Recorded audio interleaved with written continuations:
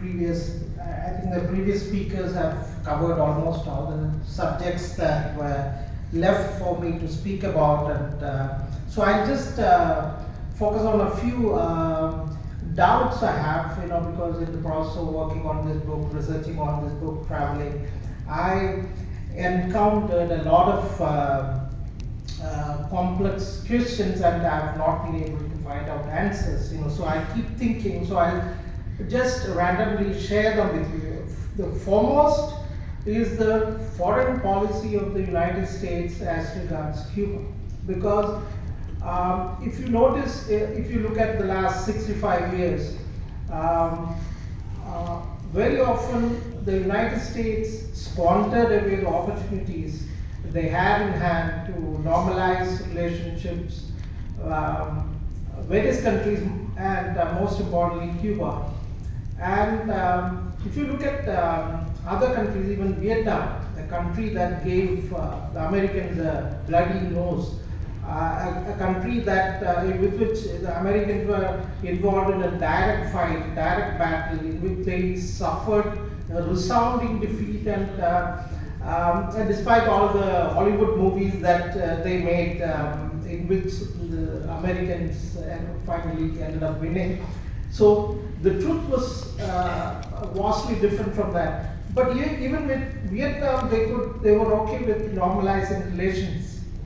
So I asked a question with Livia, who is a correspondent of Prince Latina here. Why is that Americans are okay with normalizing relationship with Vietnam and not with Cuba? Her answer was that there are no senators of Vietnamese origin in Congress, in the US Congress.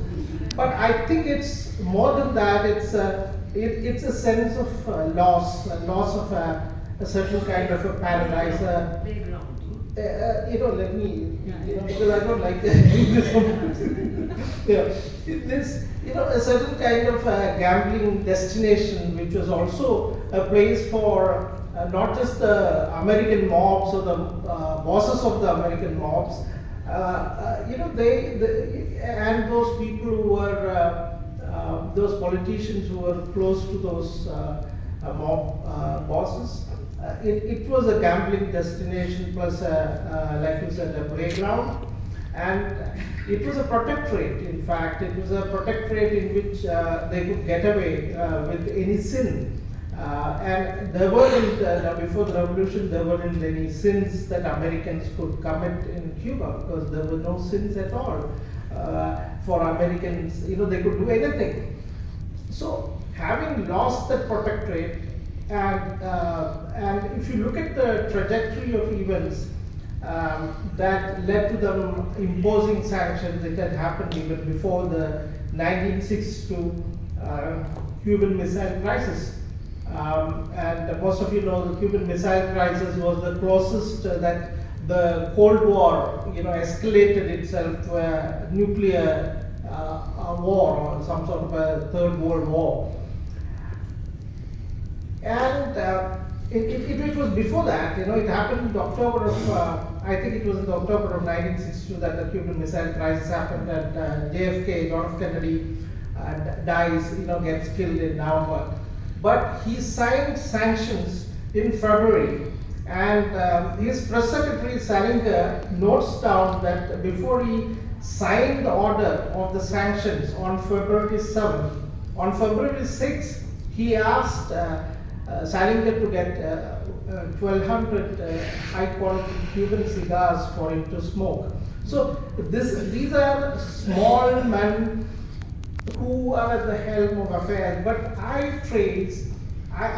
don't know whether I'm convinced of my own answers, but I trace it to the internal memo that was written in 1960 by a person called Lester Mallory. Lester Mallory was a US State Department official. His internal memo, you all know, memos to be circulated within the government. And at that time,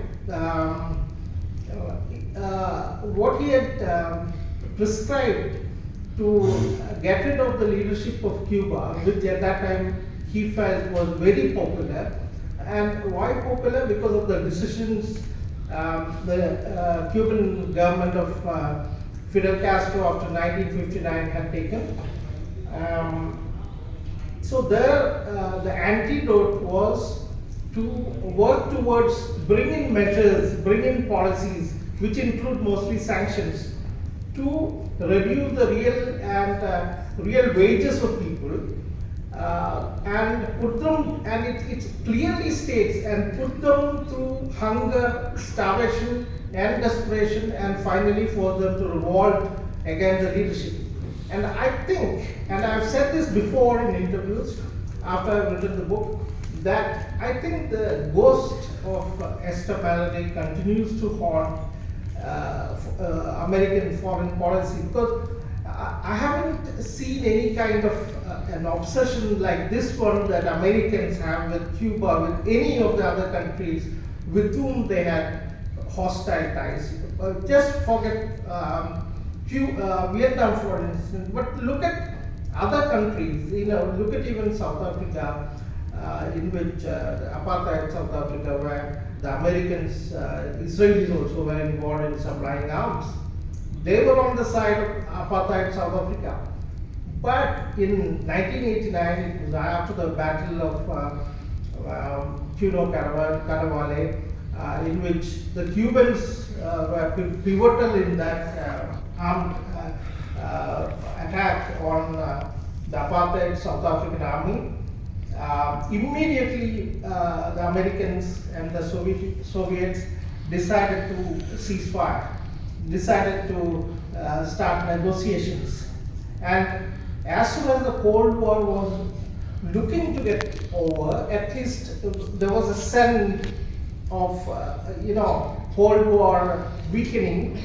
A lot of countries in the world, those who were inimical towards each other, had started mending ways, had started normalizing relations, ending hostilities. But that was the time when Americans decided, instead of warming up to the Cubans, looked at imposing newer sanctions, slapping new sanctions on Cuba. And it was an opportunity, and they squandered away that opportunity to normalize relations with Cuba. For what reason? I don't see any other reason than the fact that they lost this gambling destination. They lost this protectorate which they thought they could continue to rule. And I think if you look at the statements by the new president, who has certain weird ideas in his mind. He's interested even in Canada, Greenland, a lot of countries, and I think it runs in American foreign policy. So, and when the Cold War was one reason why Cuba was seen as a problem for the US. But the end of Cold War proved that that was not the reason, that was not the only reason. Because if you look at it, Cuba has survived for more years with the Soviet Union not around. The Cuban Revolution happened in 1959 and Soviet Union crumbled in 1991. And Cuba has existed for more years without Soviet help or Soviet collaboration than with it. So I think it's much more than that. It has got to do with certain kind of a wounded pride. So I think the only solution that is left is to fight or create a regional cooperation, and also to have, and regional cooperation is not easy with other Latin American countries going to agreeing to the demands that the Americans are making, increasingly being aggressive about the Latin American policy, and many of the other countries are yielding. So it's a difficult time for Cuba. But it's at this point of time it occurs to me that I keep thinking about Mahatma Gandhi, and thinking about Mahatma Gandhi is kind of a sin in this country, and it's seen as, it's looked down upon, it's despised. You know, the one occasion that was, when he was, when there wasn't any hope left, there was complete despair of sorts at one point. Of course, he was leading a big struggle. It was at Dundee in South Gujarat in April of 1930, 5th April of 1930. Mahatma Gandhi. You might have seen that. If you Google it, you will see a handwritten message by Mahatma Gandhi to the international community, in which he says this. I want world sympathy for this fight of right against might. It was illegible, but it was so full of clarity. It was brimming with clarity. The message was full of clarity. And this is coming from a person with a feeble configuration, but it was loud enough. And a person who never raised the timbre of his voice beyond a level, but it was enough for the world to hear. I think I want world sympathy for the fight of right against might. It strikes a chord with Cuba also. The fighting for the right of, fighting the fight of the right against might. That is what Cubans are doing. And we should also, because in understanding Cuba, I have to also look at why this, extreme hate or contempt that Americans have for the systems in Cuba, systems that have brought dignity, freedom, upward social mobility, free education, great healthcare, much enhanced research and development. Of course, Biocuba Pharma is the showpiece of Cuba's research and development in pharmaceutical and chemistry, and a lot of other. It's a conglomerate. And they have come out with vaccines for liver cancer. They have, you name it, they have it, kind of a thing. It's that they have not been able to commercialize these things for want of capital. And so we have to know where Cuba comes from and to understand Cuba. And that was what I tried to do in this book, by cutting through the clutter of Western propaganda that has villainized Cuba, that had completely isolated Cuba, that had completely peddled lies about Cuba. It is, when you try to go through the maze of this kind of misinformation, that you understand what really Cuba is. You look at, I was talking about squandered opportunities. And then comes the question, what was Cuba before the revolution and after the revolution? And before the revolution, what you have, like she rightly said, was a playground. After the revolution, you don't have to listen to Cuban officials speaking about it. You can listen to a lot of authors, a lot of scholars of the stature of even someone like Michael Parody, one of the greatest scholars in history, and one of the greatest political scientists in the world. He traveled to the Escambray Mountains, which is a rugged mountain. I think it covers multiple provinces of Cuba. So he went sometime in the early 60s, and he asked the villagers, what is that the revolution brought for you?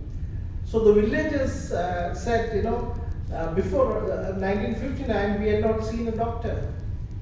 And it was not that the hospitals were very far, but their answer was, if they had to go to the hospital, they had to cross through the latifundia land, which is like owned by the landlords, and if you try to cross that land, you are shot dead by the bosses. And even if you reach that hospital, you hardly find doctors. And so, the experience before revolution was that if somebody fell unwell, you had to take that person for 2 days. You have to walk for some 2 days before you reach a hospital. By the time the person would already be dead. So after the revolution, what happened was that it's your clinic is up there 2 minutes away, and if for tertiary and secondary care, large hospitals were just 20 minutes away. This is socialism, my friends, and if you don't like that word, socialism, call it a cow, call it a bull, call it a passenger train, call it what, chicken curry or whatever. But this is what revolution did to Cuba, which is why Lester Mallory, the person I was talking about, clearly stated that the leaders are so popular. And why are they popular? People are popular because leaders were popular because they gave not only dignity, they also obliterated they got rid of extreme poverty. They also gave free education. Even now, you go to a medical institute like ELAM in Cuba, which has students from I think more than 110 or 120 countries, including those from the United States. They come and study medicine there for free.